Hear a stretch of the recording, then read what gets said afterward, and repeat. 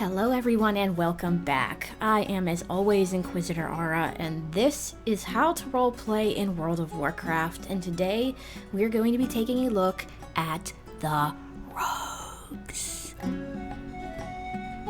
Please note that these are just the generally accepted guidelines to socially acceptable and lore-friendly roleplay in World of Warcraft.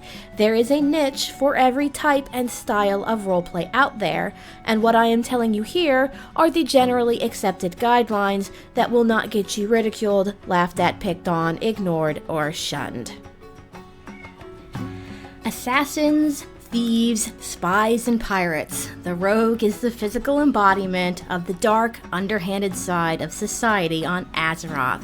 Whether they be stalking the streets in search of their target, sailing the high seas hoping for plunder, or traipsing through enemy territory in search of information, rogues fill a vital role in Azerothian life and follow a path that is drenched in shadow.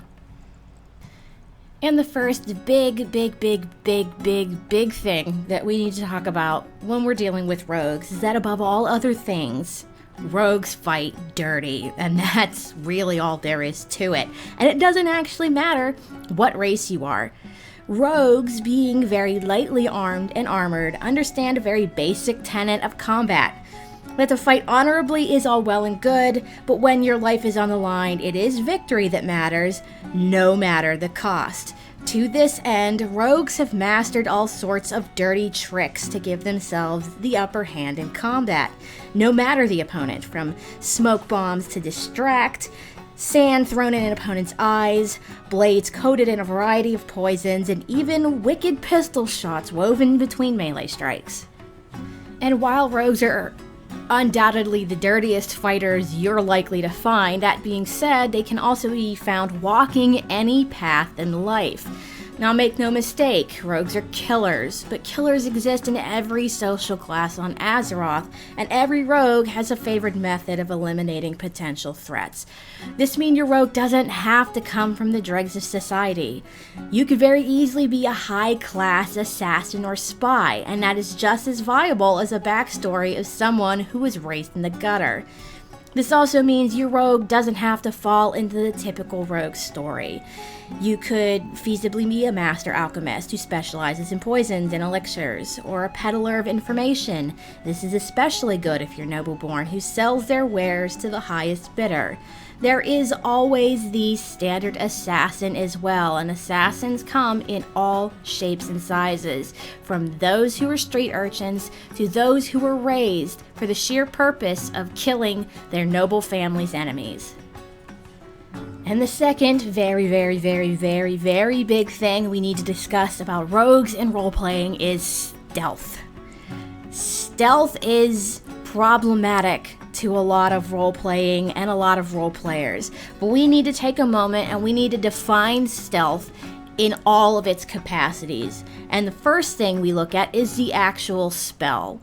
The stealth spell is exactly that. It is magic. You are hiding yourself in plain sight, wrapping yourself in shadows and bending light around you. But there is a lot more to stealth for rogue role-playing than just this simple poofing. While yes, the poofing is fun, aside from its obvious use in combat, using stealth like this out of combat requires a much more delicate touch, and there are many other ways that you can achieve a very similar effect without having to resort to using the magic. One of the ways is to calculate the abilities of the others around you. Remember, stealth is based entirely in perception, and your purpose as a rogue is to fool the perceptions of others. Now, there is a lot you need to keep in mind, especially when stealthing around other people. Some people are going to be able to sense you, and that's just all there is to it. And this will all depend on both you and them. Some people may have a magical sense of awareness designed to catch sneaky rogues like you. Worgen specifically have heightened senses. They can smell blood on the wind a mile off. So you need to determine if you are dirty Are you perfumed? Are you bloody? Because if you are any of these things, they may be able to sniff you out, no matter how well hidden you are. There is also the technique of hiding in plain sight, and stealth relies on patience. And sometimes you don't even have to use the spell for that. Quick movements are very easy to detect, so try moving very slowly and very quietly. Stay around corners. Pay attention to lighting. Stay behind a target's line of vision and act casually. Understand that stealth is as much about blending in as it is about being virtually invisible. Understanding how to make people feel at ease around you is key. If you aren't perceived as a threat, you are unlikely to be noticed. Drawing a weapon can also alert someone in a number of ways. A flash of metal, the sound of steel, leaving a scabbard. These things are all very, very important, and it is important that you do not underestimate the people around you. And while a lot of rogues do tend to be loners, there are several rogue groups you could potentially be associated with. The first, of course, for the Alliance is the SI-7, also known as Stormwind Intelligence, who are a semi-secret organization within the Alliance specializing in special operations, stealth tactics, and assassination. There is also the Shattered Hand in Orgrimmar.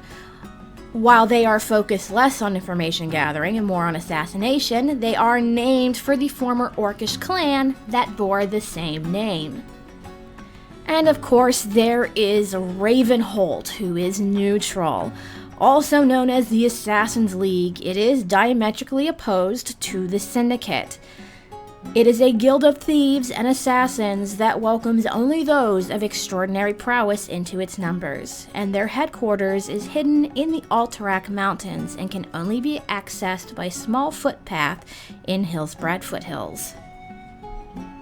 Now that we've gotten through that, let's take a look at some notable rogues, and the first and probably most famous rogue you're going to encounter is Valeera Sanguine, a Blood Elven rogue who is a former gladiator of Rhaegar Earthfury. There is also Spymaster Matthias Shaw, current leader of the SI-7. Edwin and Vanessa Van Cleef, leaders of the Defias Brotherhood. And finally, Garona Half-Orcan, mind-controlled by Gul'dan and responsible for the murder of King Lane of Stormwind. Rogues are the master of stealth, subtlety, and the hidden kill. Armed with all sorts of dirty tricks and underhanded secrets, they wander all paths of life on Azeroth, and chances are, if you see them, it's already too late.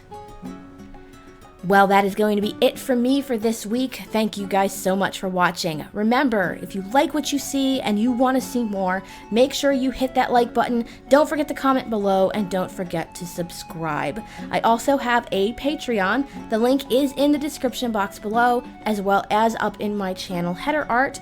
So if you want to help me improve my video quality, make sure you stop on by and donate.